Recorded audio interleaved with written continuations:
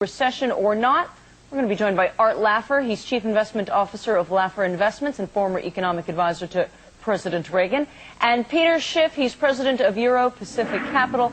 Gentlemen, thanks for being here. Peter, I want to start with you. Although there are more and more people saying that the U.S. economy will be in a recession next year, it is still a minority position. Why do you think that a recession is coming, and just how bad is it going to be? I think it's going to be pretty bad, and whether it starts in 07 or 8, I think is immaterial, and I also think it's going to last not just for quarters, but for years.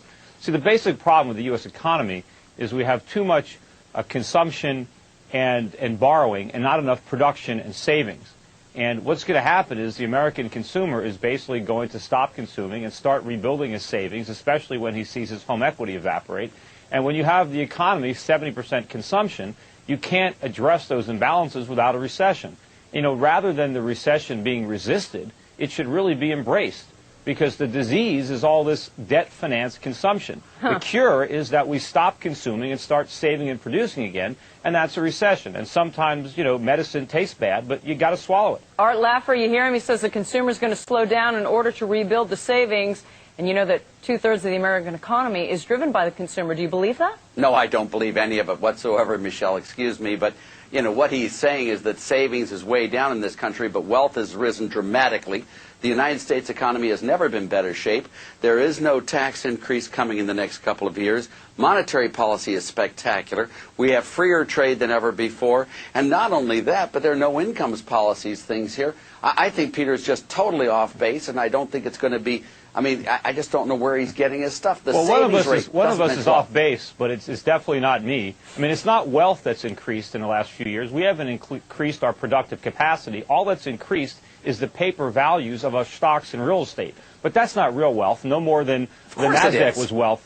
When you see the stock market come down and the real estate bubble burst, all that phony wealth is going to evaporate. And all that's going to be left is all the debt that we accumulated to foreigners. Peter, I'm going to take a bet with you on this one. I'll bet you a penny on this one that if you'll sign a letter saying that if you're wrong, you'll sign a letter that you were wrong to me in this, but you're just way off base. There is nothing out there that tells us we're going to have a nice slowdown, but it's not going to be a crash. Let me ask you this. I'll bet you a lot more than a penny. Big question. Will homes be worth more or less in 2007? Tom, what do you think?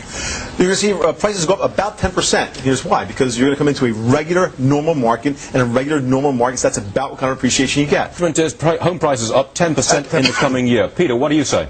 Well, today's home prices are completely unsustainable. They were bid up to these artificial heights by a combination of temporarily low adjustable rate mortgage payments, by a complete, absence of any lending standards, and by speculative buying. And what's going to happen in 2007 is a lot of these artificially low ARM payments are going to be reset upward.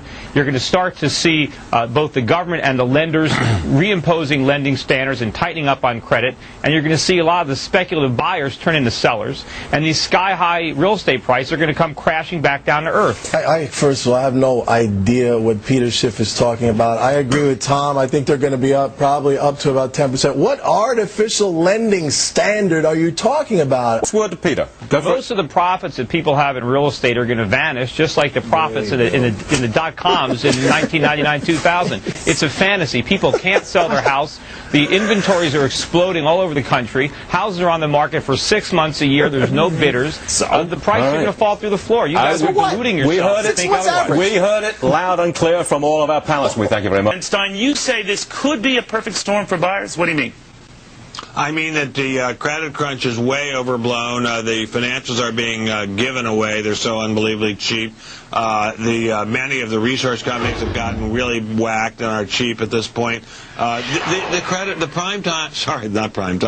subprime problem is a problem, but it's a tiny problem in the context of this economy. The storm is a problem, but it's a tiny problem. Meanwhile, it's as if nuclear war has struck the financials and really struck the whole market.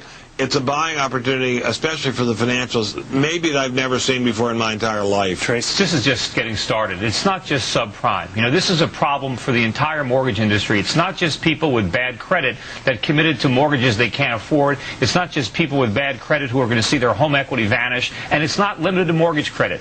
Americans are going to have a difficult time borrowing money to buy cars, to buy furniture, to buy appliances. Foreigners around the world have been lending us money for years. They're now finding out that we can't afford afford to repay. This is going to be an enormous credit crunch. The party is over for the United States. We cannot continue borrowing to live beyond our means and consuming foreign products. It's you must over. be a laugh right at a party. Huh? No, I'm pretty fun at parties. Okay. I don't just talk about this. Stuart, dollars down. But subprime is tiny. Subprime is a tiny blip. It's not tiny, and again, it's not just subprime. It's the entire mortgage market, right? All right. Well, Tracy, you're disagreeing with. Simply wrong. Well, you're simply wrong about that. No, I'm not. You're simply wrong. To Ben's point, defaults for the whole mortgage market are tiny. No, but it's good. Just give it time. Wait till all these mortgages reset. Wait till people realize. So you're saying it's going to be yet to come. Charles, you were just speaking. What do you think? I think volatility is going to be here until we can look at the books of major financials, so that means until the next round of earnings, but I think the worst is over. Ben? Well, I think stocks will be a heck of a lot higher a year from now than they are now. Tracy? Yeah, but we have more volatility to go, at least through September. Stuart? The big banks, the central banks, still have plenty of big guns to fire. They'll fire them when necessary. The worst is over. Peter, I guess razor blades are in order? The worst is yet to come. The fundamentals are not sound. They're awful. If the fundamentals were sound, we wouldn't be having these problems. All right, fair and balanced. You get to buy blue chip stocks at discount prices, but our pros say you can do that right now. It's time to get more for your money. Ben, what have you got, my friend? Well, the financials, as I keep saying, are just super bargains. I particularly like Merrill Lynch, which is an astonishingly well-run company. You know, a couple of days ago it was trading at barely more than 7 times earnings. Financials typically trade at a low P, but this is a joke. This stock is, they might as well be putting it in cereal boxes and giving it away. That's how cheap it is. Charles, what do you think of that?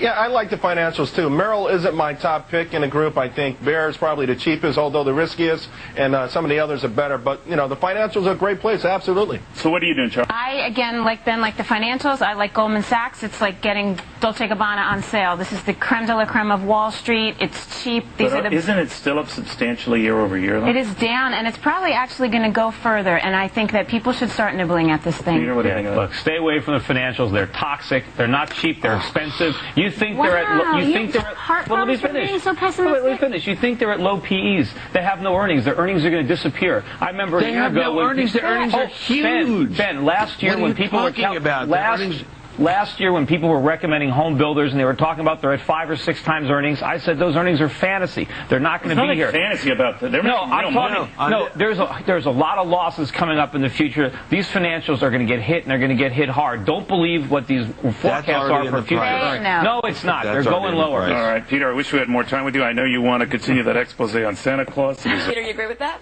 Well, I think it's going to be an issue, but I think the economy in general is going to be a bigger issue. I think certainly by November it'll be obvious to just about everybody that we're in a pretty severe recession. I think a lot of the voters already know that.